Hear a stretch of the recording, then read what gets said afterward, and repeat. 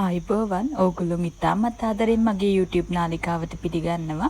අද ලෑස්ති වෙන්නේ දානයක් දෙන්න යන්න. එන්නකෝ කොහොමද ඒකට ලෑස්ති වෙන්නේ බලන්න. දැන් මම මේ හදන්නේ දැහැත්. සිල් අරගෙන ඉන්න උපාසක උපාසිකාවන්ට දෙන්න දැහැත් තමයි මේ ලෑස්ති කරගන්නේ. අනිත් දාන දැන් ඔක්කොම ලෑස්ති කරගෙන ඉවරයි. මේ ටික හදාගෙන අපි යමු පන්සලට.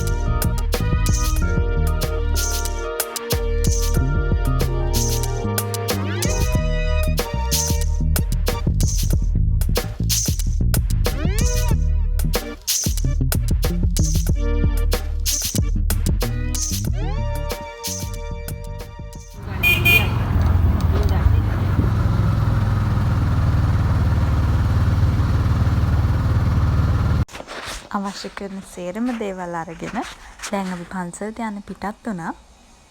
අපි බලමු ගියාට පස්සේ කොහොමද දානේ වැඩ කටයුතු සිද්ධ වෙන්නේ කියලා.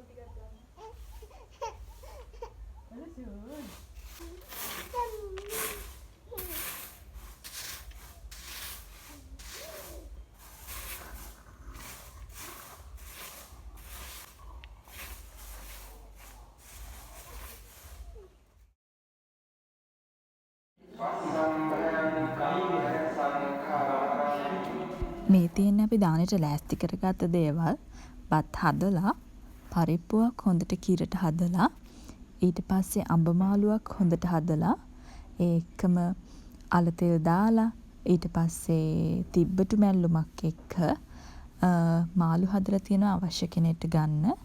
තව පොලොස් කරි එකක් හදලා අන්තිමට පපඩම් ටිකකුත් බෙදලා තියෙනවා. ඉතින් දානේ වැඩ කටයුතු මේ විදිහට හරිම ලස්සනට සිද්ධ වුණා.